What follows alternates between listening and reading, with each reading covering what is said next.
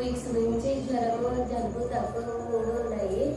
2 weeks నుంచి చూపిస్తున్నామైనా తగ్గలేదు. నేను మా ఊరు నుంచి ఇక్కడికి వచ్చినాను. మండే రోజు ఇక్కడికి వచ్చి అక్కతో ప్రేయర్ చేయించుకొని వెళ్ళినాను. అక్క చెయ్యను అన్న నేను అట్లనే నిలబడినాను. అక్క చేసింది ప్రేయర్. ఇంకా ఇప్పుడు టాబ్లెట్లు దేవుడు ఆశీర్వాదిస్తేనే కదా వాడికి స్వస్థత కలిగేది. కానీ టాబ్లెట్ సిరప్లు వాడినా కూడా మా బాబుకి ఏం తగ్గలేదు. అక్క చేసిన ప్రేరాలతోటి నేను మొత్తం వాడి బాడీ మొత్తాన్ని అప్లై చేసినాను. జ్వరం ఒకటి తగ్గింది. సాటర్డే శనివారం రోజు నేను జలుబు దగ్గు ఎక్కువ ఉంది అని నేను హాస్పిటల్కి వెళ్ళి చూపించినాను బాబుకి. కానీ వేరే సిరప్లు రాసిచ్చినారు. తగ్గలేదు.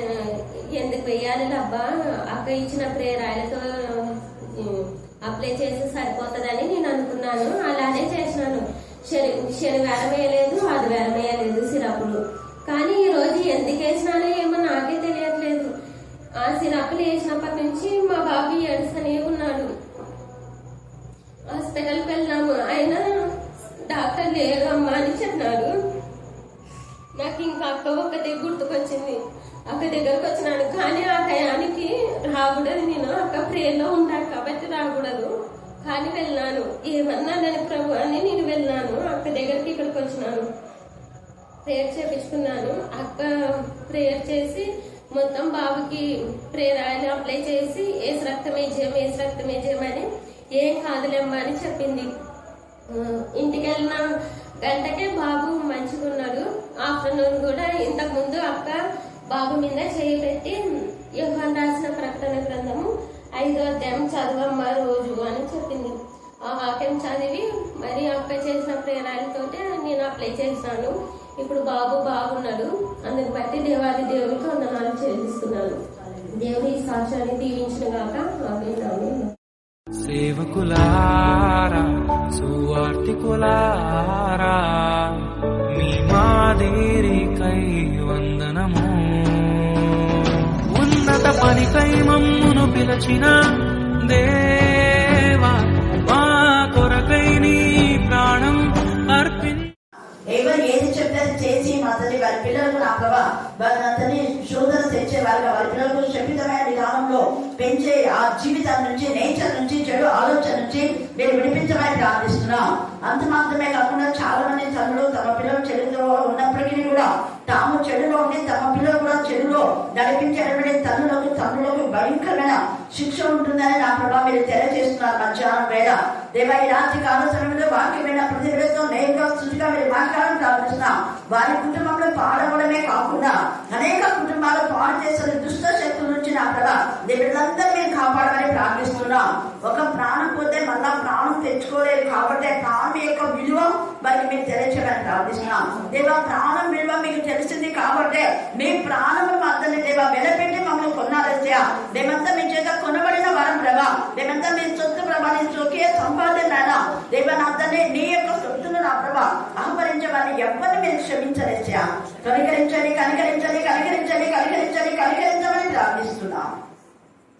ఈ రాత్రి కాల సమయమందు దేవా పెద్దలకు జ్ఞానం వివేకం దయచేను కాక. అలాగే చిన్న పిల్లలకి ఎందరికీ మా ప్రభా నా తండ్రి పిలిచి డిమాండ్ వేస్తున్నాము, లైపక్షమని ప్రార్థిస్తున్నాం. కర్నూలు నాతని డౌన్మిన్ వలైక నాతని దేవా కుమార్తెకు పూర్ణ బలం పూర్ణ శక్తిని మీద దయచేయమని ప్రార్థిస్తున్నాం. అలాగే బబులు పాపను మీరు స్వస్థపరిచిన విధానం బట్టి మేము స్థుతిస్తున్నాం. రాజకుమారి పాపలో ఉన్న బలహీనత అతని వైరల్ ఫీవర్ ఇస్తున్నాము లైపక్షణ దేవా మీకు వర్ణాలు స్తోత్రం చెల్లిస్తూ ఉన్నాం. దేవా మీకే స్తోత్రం. అలాగే నా ప్రభా శాంతి వలయక నా ప్రభా అతని కుటుంబంలో నెమ్మది కలుగుచేసి అన్ని ఆపరేషన్ సక్సెస్ చేసిన దేవా మేము స్థుతిస్తున్నాం. దేవా కృప పాపలో కూడా మీ రక్తంలో మేము ప్రవహించమని ప్రార్థిస్తున్నాం. దేవా రైట్ మీద మీరు దయచేయమని ప్రార్థిస్తున్నాం. జ్ఞానాత్మక నింపమని ప్రార్థిస్తున్నాం. దుష్ట శక్తుల లయపరచమని ప్రార్థిస్తున్నాం. దురాత్మల సమ నుంచి విడిపించమని ప్రార్థిస్తున్నాం. కనికరించండి. దేవదారు చెట్టు ఈరోజు శ్రేష్టమైన దేవదారు చెట్టు ఏంటి చెప్పండి? మళ్ళీ చెప్పాలా? శ్రేష్టమైన దేవదారు చెట్టు గురించి మనం చూస్తున్నాం. 15వ అధ్యాయంలో ద్రాక్ష చెట్టు గురించి చెప్పాడు తండ్రి అనే దేవుడు. 17వ అధ్యాయంలో ఇక్కడ ఈ 2 పక్షి రాజుల గురించి విప్పుడు కథ చెప్పాడు.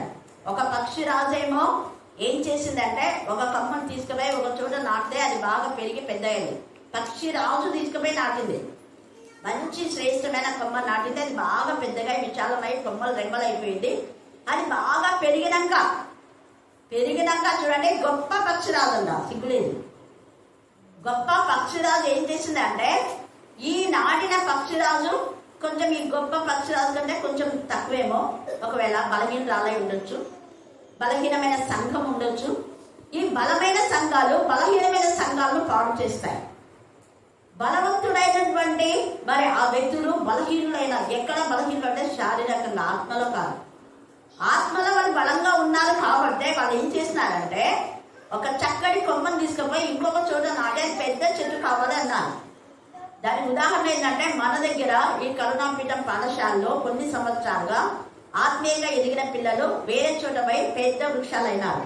చక్కగా సాక్షులు చెప్తున్నారు, వాక్యం చెప్తున్నారు. వివాహమైన వాళ్ళంతా కూడా మధుమతి కానివ్వండి, జాషువాన కానివ్వండి, పెద్ద చెట్టు అయిపోయింది. అన్న సపరేట్గా సంఘమే పెట్టారు. కానీ అలాంటి వాళ్ళపైన కొంతమంది నేరారోపణ చేస్తుంటారు. వ్యక్తిగతంగా సంఘం పెట్టి ఒక నడకుండా ఎప్పుడైనా గుడులు వచ్చి అన్న అడుగుతున్నాడా జాషువాన? చెప్పండి, మీ ఊరే కదా. కానీ మీ ఊర్లో వాళ్ళే చెడగొట్టినారు. మీ ఊర్లో వాళ్ళే అక్కడ సంఘంలో అన్నం లేకుండా చేసి, కానీ దేవుడు అద్భుత రీతిగా నిలబడి మధుమతి కానీ, సుశీల కానివ్వండి, గ్లోరీ, కాంతమ్మ, ఇంకా చాలా మంది చెప్పుకుంటా పోతే ఇప్పుడు పెళ్ళైన వాళ్ళ శ్వేత వరకు, శోభ కూడా వస్తానది, రాలేదు. మళ్ళీ దేవుడు లెక్క అడుగుతాడు. పెళ్ళైన తర్వాత పెళ్ళైంది కదా అనుకుంటారు, శ్వేత వస్తుంది, వచ్చినప్పుడు వస్తుంది. మనం పెళ్లి అయినా కాకపోయినా అది ముఖ్యమే కాదు. దేవుని సన్నిధిని సహవాసాన్ని ఎప్పుడు విడిచిపెట్టాలి. మళ్ళీ ఇంకా ఎక్కువ ఉండాలి.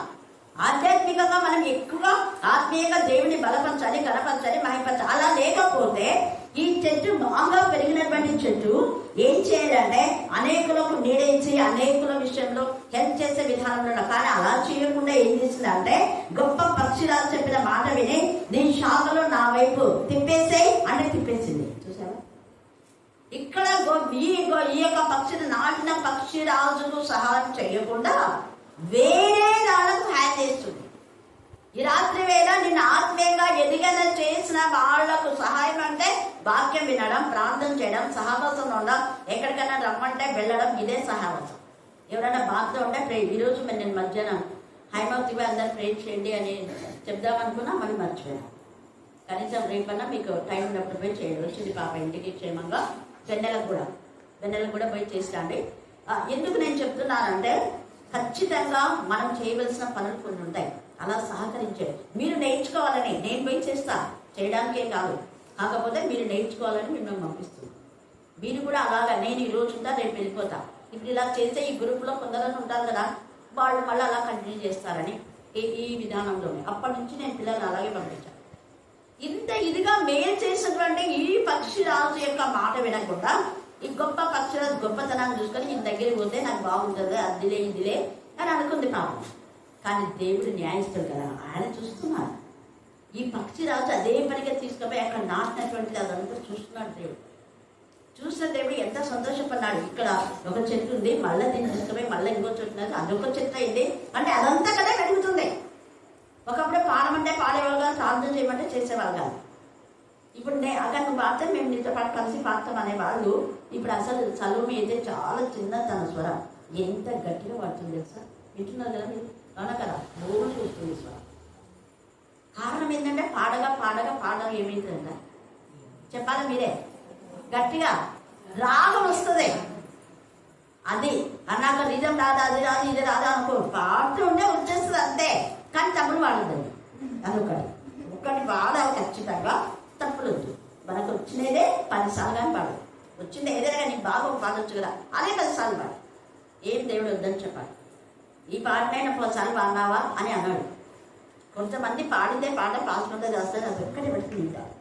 ఒకటే పాడుతుంది, ఇంకా మళ్ళీ వేరే పాడే పాడు వద్దు, అట్లా కూడా నేర్చుకొని కొన్ని పాడు. ఇక్కడ ఎంత ఇదిగా చేసింది. అందుకనే దేవుడు దాన్ని ఎవరికి పొడుపు కథగా చెప్పాడు అంటే కథల రూపంగా చెప్పాడు. దాన్ని సిద్కియాకు చెప్పాడు. సిద్కియాకు ఎందుకంటే ఈ సిద్కియాను ఎంత ఇదిగా ఇర్మియా హెచ్చరించి గద్దించి బుద్ధి చెప్పినా కూడా వినకుండా బబులోను రాజు పైకి పోతాడు. ఈ సిద్కియాను అక్కడ పెట్టిందే బబులోను రాజు. ఏదో పాపం కదా అని చెప్పేసి అక్కడున్న ప్రజలు చాలా మంది ఉన్నారు, వాళ్ళనేమి ఎవరెవరైతే మరి ఎదురుబాటు తిరుగుబాటు మనస్తత్వం కలవాలన్నా వాళ్ళందరూ చంపేశారు. నెక్కనేది చాలు మనస్తత్వం కలవాళ్ళందరూ ఉంచేశాడు మంచి రాజు.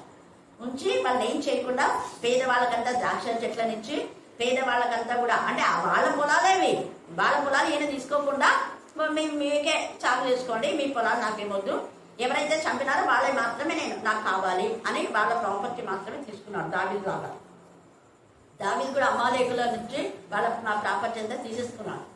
అయితే ఈయన ఏం చేసినా అంటే న్యాయంగా మీరే ఉండని అనేసి ఇర్మియాను కూడా నువ్వు బాగా మంచిగా ఇక్కడ ఉండి ఇర్మియా ఎంతవరకు ఉన్నాడో అతనికి భోజనాలు అన్ని ఏర్పాటు చేయండి అని చెప్తే ఇర్మియా చెప్పినా కూడా వెళ్ళలేదు. నెబుకద్నెజర్ రాజు మీదకి నువ్వు యుద్ధానికి పోవద్దు, దేవుడు చెప్తున్నాడు, నేను కాదు చెప్పేది. ఇర్మియాను కొట్టాడు. నీకు ఎప్పుడు చూడు నా గురించి యాంటీగానే మాట్లాడతావా, ఎప్పుడు వ్యతిరేకంగా మాట్లాడతావు, ఎప్పుడు శాపాలే పెడతావు, నాకు ఆశీర్వాదాలే. ఇర్మియా అన్నాడు ఇది శాపం కాదు, దేవుడి యొక్క మాట. దేవుని మాట నీకు శాపంగా ఉందే నువ్వు అంటున్నావు, అది నీకు శాపం. ఇది దేవుని మాట కదా, నా తప్పును సరిదిద్దుకోమని నువ్వు అనుకోవట్లా. దేవుని మాట హెచ్చరిక నువ్వు ఏం చేస్తున్నావు అంటే నువ్వు అలా పోతే ఖచ్చితంగా నెబుకద్నెజర్ నేను చంపేస్తాడు, నీ సంతతి అంతా కూడా సమూల నాశనం అవుతుంది అని చెప్పాడు. అంటే నా సంతతి నాశనం చేస్తావా, నువ్వు నాశనం అని మాట్లాడతావా? అవును, మరి నశింప చేసే వాళ్ళని నాశనం పుత్రుడు దేవుడు నాశనం చేస్తాడు. నువ్వు మంచి వాళ్ళకు కీడు చేయదు, అతను నీకు మంచి చేస్తాడు. మంచి చేసిన వాళ్ళకి మంచి చేయడు కానీ కీడు చేయకూడదు. నీకేమైనా హాని చేయలేదు, నీ పైకి యుద్ధానికి రాలేదు. అలాగా మనల్ని అంతా మంచిగా ఉంచి మనకు కొంతమందికి పొలాలు ఇచ్చి మంచి చేసే అతని పైన నువ్వు విర్రవీగితే నీకు బతుకులు ఎలాగా అయిపోతాయంటే సిద్కియా ఎదుటనే మనం మధ్యాహ్నం చూస్తున్నాం. మీరు ఇర్మియా 52లో అతని ఎదుటనే కన్నులు ఊడదీసి అంటే కొడుకులను చంపే వరకు కన్నులు పెట్టి అతని కన్నుల ఎదుటనే అందరి ఒక్కరు కూడా కొడుకు నుంచి చంపేస్తారు, కన్నులు ఊడదీస్తారు. భయంకరమైన సిచ్యువేషన్ అది ఈ మధ్యాహ్నం వేళ మనం చూస్తున్నటువంటి విషయం అన్నమాట. అప్పుడు బబులోను రాజున దేవుడు మరి అదే వర్ధిల్లును అంటే అదే ఇక్కడ మేలు చేసిన వాళ్ళకి కీడు చేస్తే అలాంటి వాళ్ళు వర్ధిల్లరు. ఇక్కడ వర్ధిల్లును అనే మాట 2 times ఇచ్చి దేవుడు టచ్ చేసి మనతో మాట్లాడుతున్నాడు. మేలు చేసిన వారికి ఎప్పుడు కీడు చేయొద్దు, మేలు చేసిన వారికి మేలే చేయాలి. కింగ్ సౌలు కూడా మేలు చేసినటువంటి ఆ దావీదుకు కీడు చేశారు కాబట్టి ఆయన రాజుగా మరి మరి అయిపోయిన తర్వాత తన కుమారుడు రాజరికము రాలేదు, సింహాసనం మీద నుంచి తొలగించేశారు దేవుడు. అంతే, అంటే అతని కీడు అతని నెత్తి మీదకి వచ్చింది. ఇక్కడ 19వ వచనం చదవండి. 19వ వచనం కంటిన్యూ చేశారు. ఎందుకు ప్రభువైన యెహోవా ఈలాగు సెలవిచ్చుచున్నాడు, అతడు నిర్లక్ష్య పెట్టిన ప్రమాణం. నీకు ఆత్మీయంగా నడిపించిన వాళ్ళని నిర్లక్ష్య పెడుతున్నావా? చేసిన వాగ్దానంలోనూ మరి తుంగలు దొరికేస్తున్నామేమో. చూడండి, ఒక నిబంధన చేసిండమ్మా మనకు బాగైనప్పుడు ప్రతి శుక్రవారం వస్తాం దేవా, ప్రతి ఆదివారం వస్తాం దేవా, ఆదివారం మధ్యాహ్నం వస్తాం, రాత్రి వస్తాం. ఒక నిబంధన దేవుడితో చేసే నిబంధన ఎప్పుడు అతిక్రమించు. నిబంధన అతిక్రమిస్తే అయిపోయింది, అక్కడే వస్తుంది మనకు చూడండి. అక్కడే మన జీవితాలకు మనమే మన తల మీదకి మనమే తెచ్చుకుంటున్నాం అన్నట్టుగా నిర్లక్ష్య పెట్టి ప్రమాణము నేను చేయించినది కదా, అతడు రద్దుపరిచిన నిబంధన నేను చేసినదే కదా. దేవుడే చెప్పమన్నందుకు ఇవే చెప్పినా, తను సొంతంగా చెప్పలేదు. ఇది దేవుడు చెప్పమని చెప్పాడు కాబట్టి చెప్పాడు. అందుకనే నువ్వు ఆ నిబంధన నువ్వు రద్దుపరిచినావు కదా. నా జీవంతోడు ఆ దోష శిక్ష అతని తల మీదనే చేసిన మేలుకు ప్రతిగా నువ్వు కీడు చేసి దౌర్జన్యంతో అక్రమంతో అవిధేయతో అక్కడ ఎంతగానో నెమ్మదిగా ఉన్న నెబుకద్నెజరు పైన నీకు చెడు ఆలోచన వచ్చింది. నీ రాజ్యాన్ని నీకు ఇచ్చిన దాన్ని నువ్వు చూసుకో. మళ్ళీ వేరే వాళ్ళది ఎందుకు దోచుకోవాలనుకుంటావు? వేరే వాళ్ళ దాని గురించి ఎందుకు ఆలోచిస్తావు? నీ పరిధిలో నువ్వు ఉండు. నీ పరిధిలో నువ్వు ఉండకుండా వేరే వాళ్ళని కూడా ఆలోచించడం అత్యాశ, దురాశ. దాన్ని ఇంకేముండాలంటే గర్వం, అహంకారం. గర్వంతో అహంకారంతో చేసిన మేలుకు ప్రతిగా కీడు చేయాలని అనుకున్నాడు సిద్కియా. ఆ పాపము తన కుమారుడు పైకి వచ్చింది. అందుకే అతని తల మీదనే మోపుడును. అతని పట్టుకోవటమే నేను వలయొగ్గి అతను చిక్కించుకొని బబులోను పురమునకు అతను తీసుకొని పోయి నా మీద అతడు చేసి ఉన్న విశ్వాస ఘాతకమును బట్టి అక్కడనే వచ్చును. మరియు యెహోవానగు నేనే ఈ మాట సెలవిచ్చునని మీరు తెలుసుకున్నట్లు అతని దండు పాలెంలో తప్పించుకొని పారిపోయిన వారందరూ ఖడ్గం చేత, అది అతన్ని ఎవరైతే సపోర్ట్ చేశారో పద పోదాం నెక్కనేసే రాదు పైకి, సిగ్గులేదా? ఇంతగా సహాయం చేసినటువంటి వాళ్ళు మనకు సహాయం చేసిన వాళ్ళ మీదకి యుద్ధానికి పోవడానికి, అందుకనే దేవుడు కూడా ఊరుకోలేదు, ఖడ్గం చేత వాళ్లను చంపించేశారు. వాళ్ళు ఎక్కడికి పోయినా కూడా ఖడ్గమే వాళ్ళని పట్టుకుంది. ఖడ్గం చేత కూడదు. శేషించిన వారు నలుగురు చెదరిపోయారు వాళ్ళంతా. ఆ తర్వాత మిగిలిన వాళ్ళ గురించి ఇక్కడ దేవుడు మాట్లాడుతున్నాడు. చూడండి ఎంత చక్కగా పరిశుద్ధాత్మ దేవుడు ఒక దేవదారు చెట్టు నుంచి మాట్లాడుతున్నాడు. అక్కడ దేవదారు చెట్టు అంట, అది ఎంత శ్రేష్టమైంది. దాన్ని లేత దానిని తుంచి, లేత దాన్ని అనేది అండర్లైన్ చేసుకొని, చిన్న పిల్లలను మన వాక్యంలో పెంచితే దేవుడు మహిమకరంగా వాళ్ళని ఆశీర్వదిస్తారు. వాళ్ళ పెంపకం ఎలా ఉంది? లేత దాన్ని తుంచి అత్యున్నత పర్వం మీద దాన్ని నాటుదును. ఇశ్రాయేలు దేశంలోని ఎత్తుగల పర్వతం మీద నేను దానిని నాటగా అది శాఖలు విడిచి బహుగా ఫలించు శ్రేష్టమైన దేవదారు చెట్లను, సకల జాతుల పక్షులు దానిలో గూడు కట్టుకును అనే మాట చాలా అర్థం ఉంది. మనం ఆత్మీయంగా ఎదిగిన తర్వాత, ఫలించిన తర్వాత అనేక జాతులు మన ప్రభువుకి నడిపించాలి. దాని కొమ్మల నీడను అవి దాగును. మరియు యెహోవానగు నేనే ఘనమైన చెట్టును నీచమైనదిగా, ఇక్కడ చిద్కియా గనుడు అనుకున్నాడు, కానీ నీచమైన వాడుగా అంటున్నాడు. నీచమైన వాడికి ఘనంగా చేస్తాడు, ఘనమైన దాన్ని నీచంగా చేస్తాడు. అది దేవుడే చేస్తాడు. దేవుని పైన ఆధారపడాలి. ఎందుకంటే ముందు ఇర్మియాకు ఒక దర్శనం వస్తుంది. 1వ అధ్యాయంలో మనం 11 నుంచి 19 దాకా నేను చదువుకోండి. అక్కడ బాదాము చువ్వ ఒకటి కనపడుతుంది. బాదాము చువ్వ అంటే ఏమంటే చువ్వనే, చువ్వ అంటే అది అదే ఒక కాండం లాగనమాట, బాదాము చువ్వ. తర్వాత మసలుచున్న బాణం. ఇంటికి వెళ్ళిందంటే ఇప్పుడు టైం లేదు కాబట్టి ఇర్మియా 1వ అధ్యాయం 11 నుంచి 19 దాకా చదవండి. దీనికి అది రిలేటెడ్ వాక్యం అనమాట. అందుకనే ఇక్కడ ఏం చేస్తున్నా అంటే ఆ యొక్క ఘనుగా అనే అనుకున్నాడు సిద్కియా, కానీ దేవుడు పడగొట్టేశాడు. అందుకని అంటే ఇక్కడ ఈ యొక్క లేఖన భాగం నెబుకద్నెజర్ రాజు కూడా సంబంధించింది. ఎప్పుడు అంటే దానియేలు ఆ యొక్క అంటే కలభావం చెప్పక ముందు అతను కూడా నేనే నా దైలు నది ఇవన్నీ కూడా నావే, ఇదంతా నాది నాది నాది అనుకుంటాడు. దేవుని గణపరచకుండా తనే అన్ని ఇది అని అనుకుంటాడు. అందుకనే దేవుడు అతనికి ఏం చేస్తాడు అంటే దేవుని యొక్క ముగ్గురత అతని పైకి వచ్చి మానవ స్వభావం పోయి ఏం స్వభావం వస్తుంది? 7 సంవత్సరాలు మంచుకు తడిచిన తర్వాత మళ్ళా పశ్చాత్తాపడితే మళ్ళా అతని రాజ్యం దేవుడు అత్యంత న్యాయకర్త అయినది. అందుకే ఈ రాత్రి పశ్చాత్తాపం అనేది రావాలి మనకు. మనం దేవుడి నుంచి వేరేపోయినా, సహవాసం నుంచి వేరేపోయినా పశ్చాత్తాపడి మరణం వస్తే మళ్ళా నీ బ్లెస్సింగ్స్ నీకు ఉంటాయి.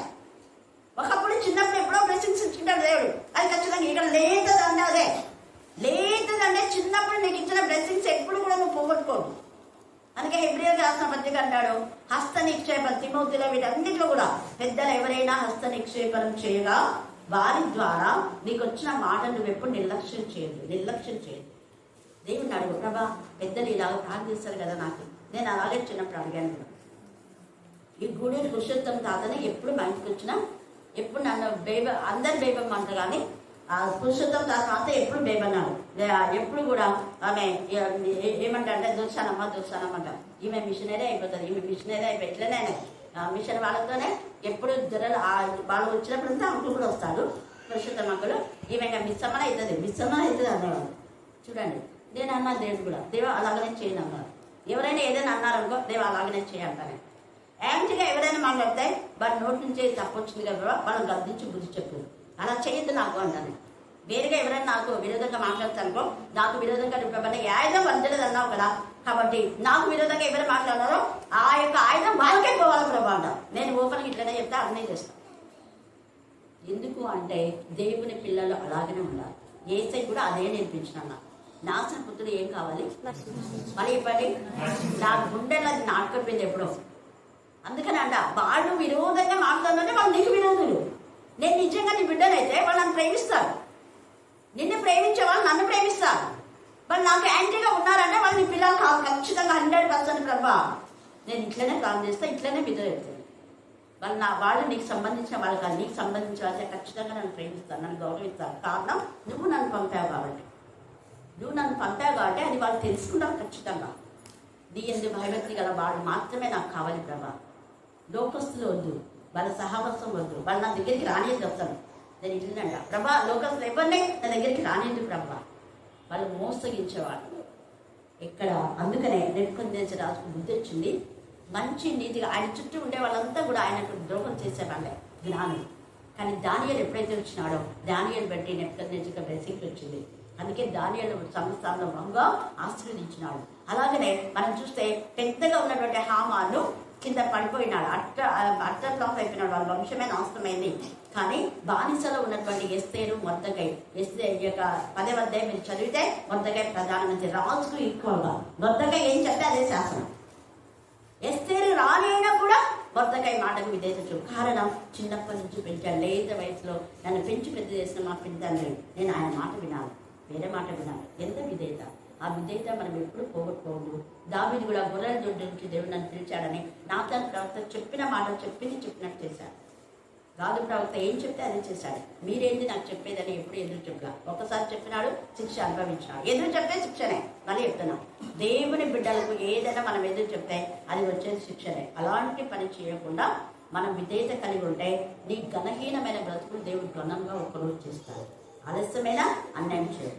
తిమోతిలో కూడా ఘనమైన పాత్ర గురించి రాయబడింది. కాబట్టి మనము అలా చేయకుండా దేవునికి మహిమకరంగా ఉందాం. దేవుడు ఈ లేఖన భాగం దీవించి ఆశీర్వదించుగాక. ఆమేన్, ఆమేన్, ఆమేన్. చివరి ప్రార్థన.